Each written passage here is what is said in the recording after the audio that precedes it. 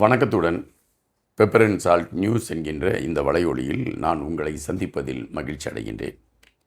இன்று தமிழகத்தை பொறுத்தமட்டில் தேர்தல் களம். இந்த தேர்தல் களம் ஆரம்பிக்கப்பட்ட மறு நிமிடத்திலிருந்தே பரபரப்பு பற்றி கொண்டது.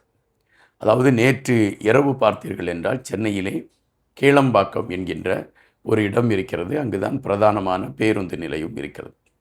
இந்த பேருந்து நிலையத்திலிருந்து ஊருக்கு செல்வதற்காக கூடிய கூட்டம் கடலா கடல் அலையா என்கின்ற ஒரு கேள்வியைத்தான் எழுப்பியிருந்தன. அவர்களுக்கு தேவையான அளவிற்கு பேருந்துகளை அரசு ஏற்பாடு செய்யவில்லை. எனவே அந்த கூட்டம் அங்கே திமிறிக் கொண்டு இருந்தது. அவர்களுக்கு வாக்களிக்க போக வேண்டும் என்கின்ற ஒரு பதபதைப்பு ஒருபுறம் இருக்கக்கூடிய சூழலில் எங்கே திட்டமிட்டு தங்களுடைய வாக்குகள் பறிக்கப்படுகின்றதோ என்கின்ற அச்சம் அவர்களிடம் இருந்ததை நம்மால் பார்க்க முடிந்தது. நேற்று இரவு அந்த குறிப்பிட்ட பேருந்து நிலையத்தை மையப்படுத்தி நாம் ஏற்படுத்தி கொண்ட ஒரு பார்வை களத்தை வைத்து பார்க்கின்ற பொழுது எங்கு பார்த்தாலும் வாகன நெரிசல், எங்கு பார்த்தாலும் மக்கள் வெள்ளம். ஒரு திருவிழாவுக்கோ பொங்கலுக்கோ கிறிஸ்மஸுக்கோ அல்லது நியூ இயர்க்கோ செல்லக்கூடிய கூட்டத்தை விட பன்மடங்கு அதிகமான கூட்டம் அந்த பேருந்து நிலையத்தில் திரண்டு இருந்தது. இது மட்டும்தான் என்று கேள்விகளோடு தாம்பரம் ரயில் நிலையத்திற்கு வந்தால் அங்கும் அதுபோல கூட்டம் அலைமோதி கொண்டிருந்தன. நேற்று முழுவதும் சென்னை விமான நிலையத்தில் இன்னொரு பரபரப்பு பற்றி கொண்டிருந்தது. அதாவது சென்னை விமான நிலையத்தில் சாறை சாறையாக மக்கள் பல நாடுகளில் இருந்து வந்து இறங்கினார்கள். ஜெர்மன், துபாய், சவுதி அரேபியா என்று பல நாடுகளில் உள்ள மக்கள் சாறை சாறையாக வந்து இறங்கினார்கள். தமிழர்கள் அவர்களை பொறுத்த மட்டில் அவர்களுடைய முகத்திலே ஒரு பெரிய மகிழ்ச்சி.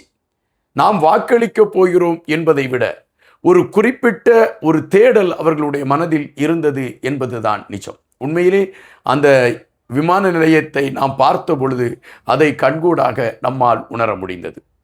என்னுடைய நண்பர் ஒருவர் அமெரிக்காவிலிருந்து வருகிறார் என்கின்ற செய்தியின் காரணமாக அவரை வரவேற்பதற்காக விமான நிலையத்திற்கு சென்றிருந்தேன். விமான நிலையத்திற்கு சென்றிருந்த பொழுது அங்கு வந்த கூட்டத்தை பார்க்கின்ற பொழுது அவர்களிடம் ஒரு தேடல் இருந்ததை பார்க்க முடிந்தது. அவர்களிடம் ஒரு சிலரிடம் பேச்சுவார்த்தை கொடுத்தேன்.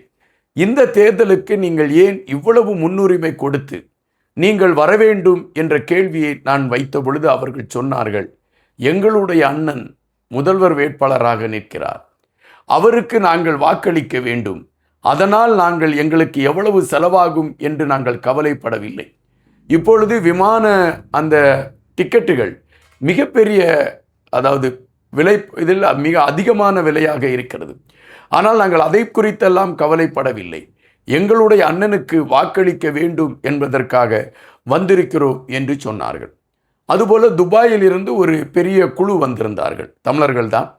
அவர்கள் அனைவருமே தமிழக வெற்றி கழகத்தின் தலைவர் விஜய் அவர்கள் என்ன சீருடை, அதாவது ஒரு வெள்ளை சட்டையும் ஒரு பிரவுன் கலர் பேண்ட் கால் சட்டையும் போட்டிருப்பார்.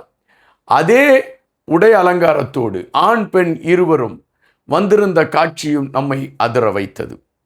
இவைகளை பார்க்கின்ற பொழுது நேற்று இரவே தெரிந்துவிட்டது, தமிழக தேர்தல் களம் ஒரு புதுமையான ஒரு களத்தை பார்க்க போகிறது என்பதைத்தான் நம்மால் பார்க்க முடிந்தது. எனவே இன்று காலை 7 மணியிலிருந்து இந்த வாக்கு சதவீதங்கள் எப்படி இருக்கும், வாக்களிக்க வரக்கூடிய மக்கள் எந்த கோணத்தில் வருவார்கள் என்கின்ற பரபரப்பு மனதிற்குள் பற்றி கொள்ள நேற்று இரவு ஒட்டுமொத்தமான தூக்கத்தையும் துறந்துவிட்டு எப்பொழுது காலை வரும் என்று காத்திருக்கக்கூடிய ஒரு வேலையை நாம் எடுத்துக்கொண்டோம். அதுபோல இன்று காலை நீங்கள் பார்ப்பீர்கள் என்றால் 6:15 மணிக்கெல்லாமே ஒவ்வொரு பூத்திலும் இளைஞர்கள் நிற்க தொடங்கிவிட்டார்கள். எப்பொழுதுமே 7 மணிக்கு வாக்குப்பதிவு ஆரம்பிக்கின்ற பொழுது அந்த நேரத்தில் மக்கள் வருவார்கள், ஒரு 5 பேர் 10 பேர் வருவார்கள். 8 மணி வருகின்ற பொழுது கூட்டம் அதிகமாகும். ஆனால் இங்கு 6:15 மணியிலிருந்தே கூட்டம் அதிகமாக நிற்க தொடங்கிவிட்டது எல்லா பூத்துகளிலும். அவர்களை பார்க்கின்ற பொழுது இவர்கள் இந்த கட்சிக்கு வாக்களிக்கிறார்களா, இந்த கட்சிக்கு வாக்களிக்கிறார்களா என்கின்ற தேடலுக்கே நாம் போக வேண்டாம். அவர்கள் தெளிவாக குறிப்பிட்ட அந்த தமிழக வெற்றி கழகத்திற்கு வாக்களிப்பதற்காகவே வந்திருக்கிறார்கள் என்பதை அவர்களுடைய ஒவ்வொரு செயல்பாடும் காட்டின. மிகப்பெரிய ஒரு அலைவீச்சைத்தான் இன்றைய தமிழகம் கண்டிருக்கிறது. நீங்கள் பெரும்பாலான வாக்குச்சாவடிகளை பார்ப்பீர்கள் என்றால் விஜய் அவர்கள் என்ன உடை அலங்காரத்தில் இருந்தாரோ அந்த உடை அலங்காரத்தில் பெண்களும் ஆண்களும் வந்து வாக்கு பதிவு செய்து கொண்டிருந்ததை நம்மால் பார்க்க முடிந்தது. இளைஞர்களுடைய கூட்டம் அதிகமாக வர வர அந்த இதுவரை ஆட்சி பீடத்தில் இருந்தவர்கள் இனி நம்ம ஆட்சியை நம் கைவசம் எடுத்துக்கொள்ளலாம் என்று கணக்கிட்டு 12 கட்சிகள் கூட்டணி, 23 கட்சிகள் கூட்டணி, அதுபோல இரவு முழுவதும் ஒவ்வொரு வீடு வீடாக சென்று 1000 என பணங்கள் பட்டுவாடா செய்து எங்களுக்கு வாக்களியுங்கள் என்று சொன்ன கட்சியை சார்ந்தவர்களெல்லாம் அதிர்ந்து போய் நிற்கின்றார்கள். அதுபோல அங்கு வருகின்றவர்கள் அந்த கையிலே விசிலை வைத்து அப்பொழுது விசில் ஓசையை எழுப்பிக் கொண்டிருக்கக்கூடிய காட்சிகள், இவைகளையெல்லாம் பார்க்கின்ற பொழுது உண்மையிலே இது எப்படி அரங்கேறுகிறது என்கின்ற கேள்விதான் எழும்பிக் கொண்டு இருந்தன. இதுவரை தமிழகம் காணாத அளவிற்கு வாக்கு சதவீதம் இன்று மதியம் 3 மணி வரை 70% தாண்டிவிட்டது என்று குறிப்பிடுகின்றார். இப்பொழுது 6 மணி 20 நிமிடம் ஆகிவிட்டது. இந்த சூழலில் கண்டிப்பாக என்னை பொறுத்தமட்டில் 85% மேல் வாக்குப்பதிவு நடந்திருக்கும் என்பதாகத்தான் கணிக்க முடிகிறது.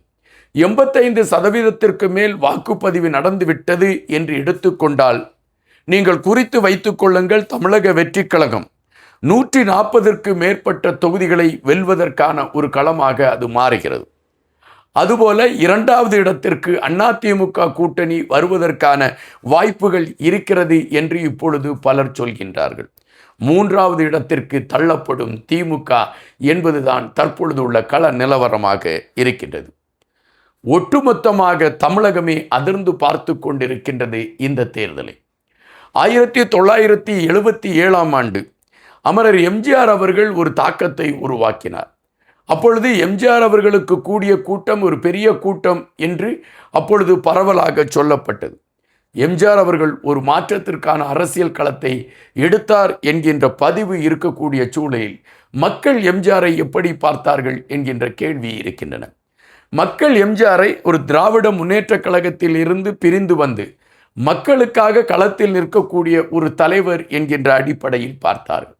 எனவே இந்த தலைவரின் கீழ் நாம் தமிழ்நாடு இருக்கட்டும் என்று அடிப்படையில் அவர்கள் எம்ஜிஆருக்கு வாக்களித்து 1977ஆம் ஆண்டு எம்ஜிஆர் அவர்களை அரையாசனத்தில் அமர வைத்தார்கள்.